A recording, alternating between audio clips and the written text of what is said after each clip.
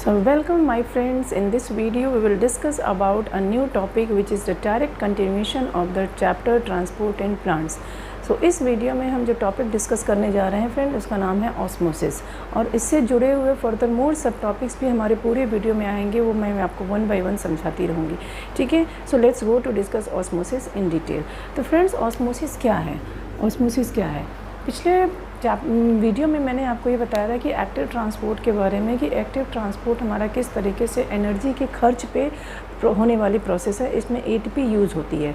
इसमें बेसिकली क्या है, osmosis basically related to the water movement होता है। So what is actually osmosis? Osmosis की अगर डेफिनेशन, सबसे पहले हम अगर इसकी डेफिनेशन की बात करें तो डेफिनेशन इसकी क्या है, the movement of water molecule. ठीक है, क्या है? The movement of water molecule. ठीक है, अब ये कहाँ से होगा? Through a semi permeable membrane, through a semi permeable membrane. Semi permeable क्या बोला मैंने?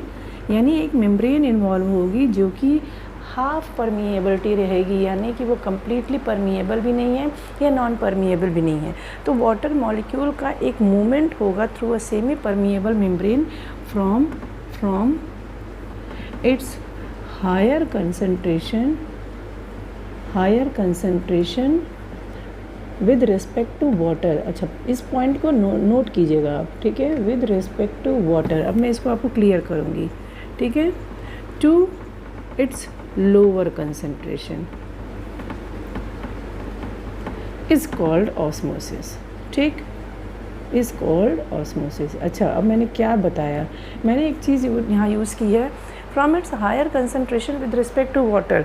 मान लीजिए इसको मैं यहाँ से आपको डायग्राम से ऐसे समझाऊँ कि ये हमारा एक दो बेकर है। ठीक है, अब इसमें हमारा वाटर है। ठीक है, वाटर, ओके, यहाँ भी वाटर है हमारा। ठीक, अच्छा, अब इसमें एक और चीज़ है कि यहाँ पे बीच में एक इंटरकनेक्शन है और वाटर एक तरफ ज़्यादा है, दूसरी तरफ कम है।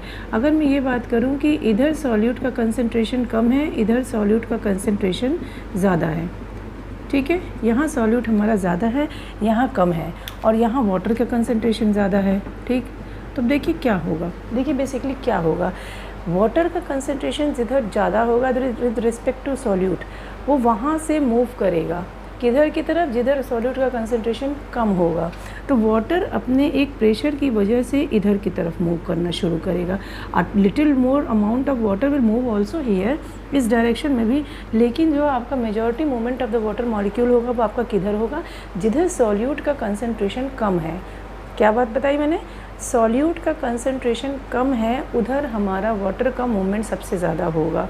ठीक, तो जिधर सॉल्यूट का कंसंट्रेशन कम है उधर आपका वाटर कंसंट्रेशन आपका ज़्यादा होगा, और जिधर वाटर कंसंट्रेशन ज़्यादा है उधर कम है, उधर सॉल्यूट का कंसंट्रेशन ज़्यादा होगा। अब इसको आपको मैं एक एग्जांपल से भी समझा रही हूँ। अच्छा, ऐसा क्यों होगा? Most important, what is the reason behind क्या है? ठीक, लेट्स सपोज मैंने आपको यहाँ पे ये समझाया कि हम सॉल्ट को, कॉमन सॉल्ट हमारा सोडियम क्लोराइड है, उसको डिज़ोल्व करते हैं किसमें वाटर में, डिज़ोल्व इनटू H2O। ठीक, तो water being a solvent, polar solvent है, ये बात याद रखिएगा। वाटर हमारा पोलर सॉल्वेंट है। ठीक है, पोलर सॉल्वेंट का मतलब क्या हो गया, इसके पास दो तरीके के आयन है, दो तरीके के चार्ज हैं। आपका हाइड्रोजन पे पॉजिटिव चार्ज है, ऑक्सीजन पे नेगेटिव चार्ज है। क्या बात बताई मैंने? वाटर हमारा सॉल्वेंट है, पोलर सॉल्वेंट है। अब ये अपने अंदर उन्हीं चीज़ों को डिज़ोल्व करेगा जो भी पोलर सॉल्वेंट की तरह वर्क करेंगे। तो मान लीजिए वाटर के अंदर हमने डाला, क्या डाला? NaCl। ठीक है, अब ये भी तो हमारा पोलर है, सॉल्यूट है, तो इसके ऊपर भी हमारा सोडियम पे पॉजिटिव और क्लोरीन पे हमारा नेगेटिव आयन होता है। ठीक है, तो ये जब एक दोनों आके मिक्स करेंगे तो वाटर की टेंडेंसी क्या है? वाटर की टेंडेंसी है कि ये अपने रिस्पेक्टिव मॉलिक्यूल के साथ क्या करेगा? बॉन्डिंग करेगा। यानी कि hydrogen being a positive charge, ये सोडियम क्लोराइड के नेगेटिव के साथ बाइंडिंग कर जाएगा। एंड वहीं अगर बात करें कि sodium being a positive charge आपका ऑक्सीजन के साथ बाइंडिंग कर जाएगा। तो क्या बन गया NaO प्लस HCl। अब ये क्या हो गए, पूरे के पूरे हमारे क्या हो गए, डाइल्यूट हो गए। क्या समझाया मैंने, ये पूरे के पूरे हमारे डाइल्यूट हो गए। सो वाटर की एक टेंडेंसी होती है कि ये मोर जो अट्रैक्टेड, बेसिकली हम इसको यहाँ कहेंगे मोर अट्रैक्टेड टूवर्ड्स पोलर सॉल्यूट। जो पोलर सॉल्यूट होते हैं, चाहे चीनी का सॉल्यूशन कह लीजिए, चाहे नमक का सॉल्यूशन कह लीजिए, पोलर सॉल्यूट की तरह वाटर के मॉलिक्यूल बहुत तेज़ी से अट्रैक्ट होते हैं। सो एक तरीके से हम इसको ये भी कह सकते हैं कि सॉल्यूट जो की एक टेंडेंसी होती है कि वाटर को अपनी तरफ खींचना। क्या बताया मैंने, एक कह लीजिए कि एक फोर्स है जो खींच रहा है वाटर के मॉलिक्यूल्स को अपनी तरफ, ठीक है। एक फोर्स है जो पोलर सॉल्यूट का फोर्स है जो वाटर के मॉलिक्यूल्स को अपनी तरफ खींच रहा है, क्योंकि वाटर हमारा पोलर सॉल्वेंट है, ठीक है। आई बात समझ में। तो इस तरीके से एक सेमी परमिएबल मेम्ब्रेन से हमारा वाटर मूव कर जाएगा from the region of the high water potential condition to the low water potential condition. अब यहाँ मैंने एक और टर्म यूज़ कर लिया, वाटर पोटेंशियल, ठीक है। अब ये क्या है, वाटर पोटेंशियल एक टेंडेंसी होती है वाटर की, जिसमें क्या होता है, मोर वाटर मॉलिक्यूल्स, जो आपके वाटर मॉलिक्यूल्स होते हैं, ठीक है, more water molecules, they have more free energy to move, ठीक है। इसका मतलब क्या हो गया, सीधी बात है कि जितना वाटर मॉलिक्यूल ज़्यादा होंगे उतना उनके अंदर फ्री एनर्जी की टेंडेंसी होगी।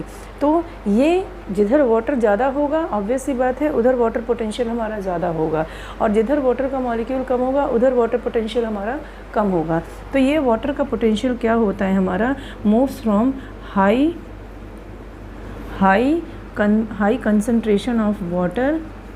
concentration of water towards the low concentration of water, ठीक है। अब यहाँ ये हाई टू लो मूव तो कर रहा है, लेकिन यहाँ दो टर्म और यूटिलाइज होंगे विद रिस्पेक्ट टू हाई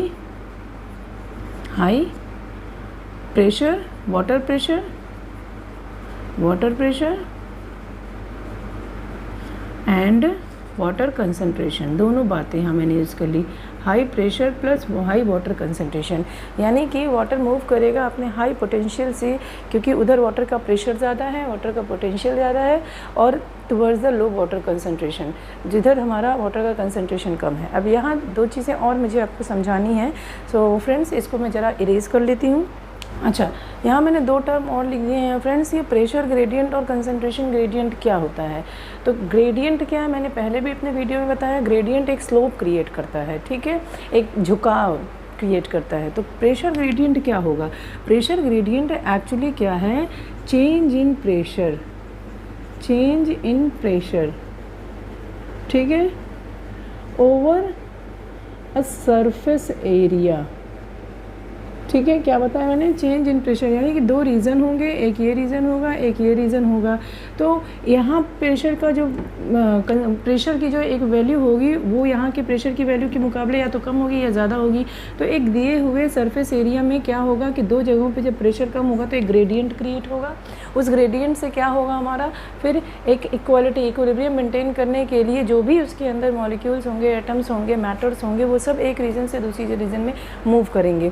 दूसरा हमारा कंसंट्रेशन ग्रेडियंट, इसकी डेफिनेशन बेसिकली क्या होगी, change in pressure, change in concentration, basically change in concentration over a surface area. Okay friend, तो ये बात इतनी समझ में आ गई। अब मैं इससे रिलेटेड फर्दर सम मोर टर्म्स को डिफाइन करने जा रही हूँ कि ऑस्मोसिस के बेसिस पे बेसिकली होता क्या है, ठीक है। दो तरीके की प्रोसेस होती है, एक होती है हमारी एक्सऑस्मोसिस और एक होती है हमारी एंडऑस्मोसिस, ठीक है। एक्सऑस्मोसिस क्या है, एक्सऑस्मोसिस क्या है, the loss of water from a cell towards outside, ठीक है, टूवर्ड्स आउटसाइड, ये होता है। तो आप ऐसे एक्सऑस्मोसिस। एंडोस्मोसिस क्या है? The gain of water, gain of water into the cell, ठीक है। क्या बताया मैंने? एक्सऑस्मोसिस, ठीक है, एंडोस्मोसिस, ठीक है। तो हम बहुत सारे ऐसे केसेस भी देखते हैं जहाँ हमको एक्सऑस्मोसिस एंड एंडोस्मोसिस का क्लियर कट एक प्रोसेस नज़र आता है। अच्छा, इसको हम ऐसे समझते हैं कि मान लीजिए हमने एक सॉल्यूशन रखा, उस सॉल्यूशन में हमारा हाइपरटोनिक सोल्यूशन है। या 3 टर्म्स अगेन फिर आएंगे, हाइपरटोनिक, हाइपोटोनिक एंड आइसोटोनिक। मान लीजिए हमने एक हाइपरटोनिक सोल्यूशन में हमने क्या रख दिया? एक किशमिश रख दिया, हमने एक ग्रेप रख दिया, ठीक है, ये ग्रेप रख दिया। तो ग्रेप के अंदर का जो सॉल्यूट कंसनट्रेशन वो होगा as compare to water outside, क्या होगा? कम होगा, कम होगा। बाहर सॉल्यूट का कंसंट्रेशन ज़्यादा है, वाटर का कंसंट्रेशन कम है। यानी कि जहाँ आपका जिस सॉल्यूशन में आपका सॉल्यूट कंसंट्रेशन ज़्यादा होता है, वाटर कंसंट्रेशन कम होती है, वो हमारा हाइपरटोनिक सॉल्यूशन होता है। तो इन सच केस क्या होगा?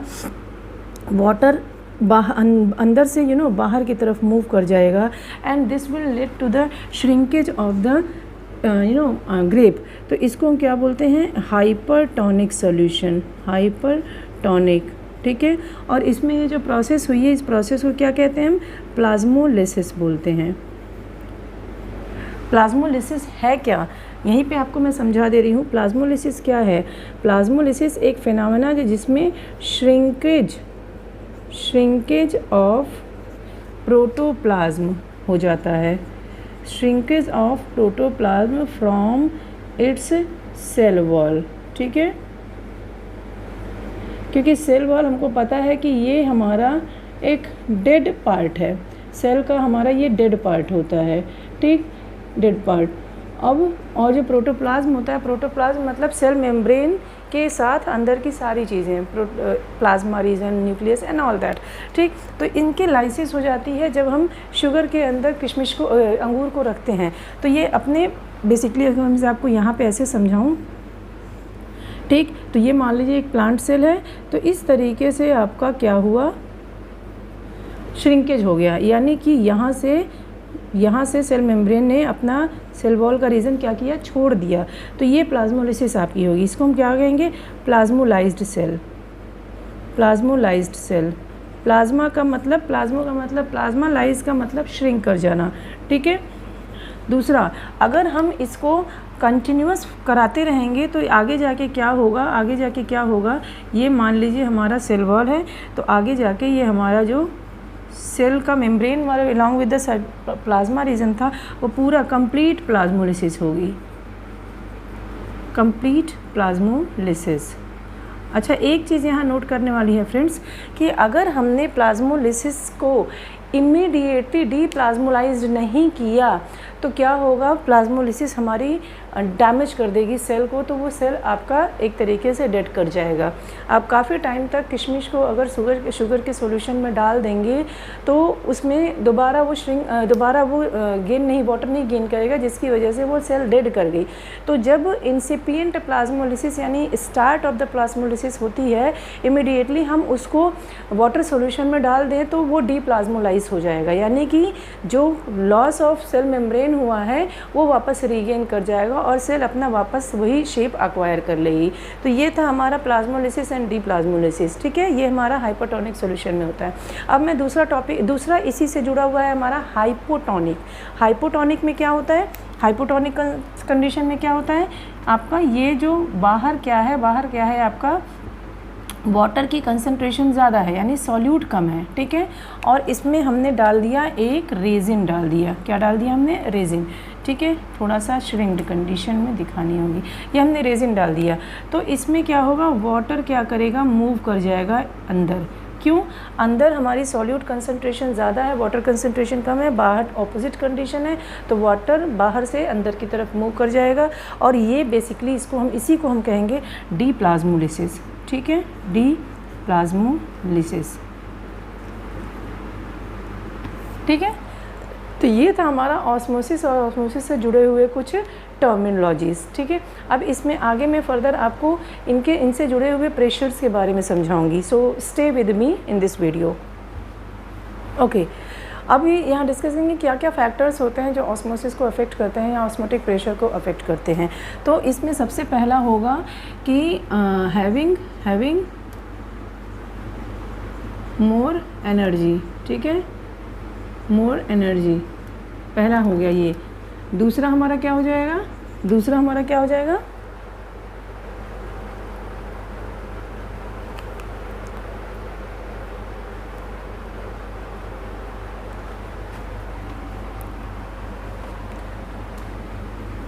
दूसरा हमारा क्या हो जाएगा, difference in the number of particles in two medium, ठीक है। क्या क्या हो गया, हैविंग मोर फ्री एनर्जी, यानी कि हायर एनर्जी लेवल होगा। अगर मैं इसको और ब्रीफ करें तो एनर्जी लेवल हायर होगा, ठीक है। दूसरा क्या हो गया, पार्टिकल्स, दो मीडियम में पार्टिकल्स की जो कंसंट्रेशन है वो डिफरेंट है। ये दोनों कंडीशन हमारे ऑस्मोसिस को फेवर करेगी। तो इसके बेसिस पे ऑस्मोटिक प्रेशर, अगर मैं बताऊं कि ऑस्मोटिक प्रेशर आपका किसका ज़्यादा होगा, ऑस्मोटिक प्रेशर बेसिकली किसका ज़्यादा होगा हमारा, ये होगा हैलोफाइट्स का, हैलोफाइट्स, ठीक है। हैलोफाइट्स मतलब जो सॉल्टी कंडीशंस होती हैं। हैलोफाइट्स के बाद दूसरा ऑस्मोटिक प्रेशर सिस्टम में किसका ज़्यादा होता है, ये होता है हमारा ज़ीरोफाइट्स का, ज़ीरोफाइट्स ये सीक्वेंस है, ठीक है। फिर होता है मीज़ोफाइट्स, देन एट द लास्ट होता है हमारा hydrophytes.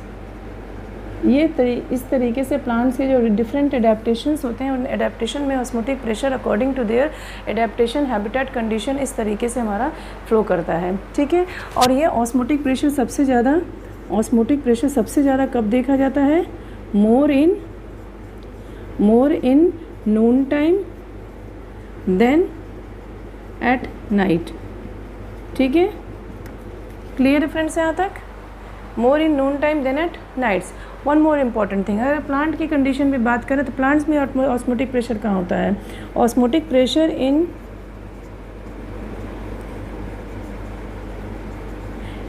Leaves is greater than in roots. क्योंकि रूट्स का जो रीज़न होता है, ये मिनरल्स एंड जो हमारे आयंस एंड सोल्यूट्स होते हैं, उस रीज़न में हमारा सबसे ज़्यादा होता है आपका solutes as compare to water. और जब तक ये अपहिल मूवमेंट करके जब तक ये लीव्स तक पहुंचते हैं, तो वहाँ तक पहुँचते जितना भी सॉल्यूट कंसंट्रेशंस होती है वो different parts of the plants में क्या करती है, फैल जाती है, पहुँच जाती है। जितने भी रिक्वायर्ड प्लांट्स के पार्ट्स होते हैं वहाँ तक वो पहुँच जाती है।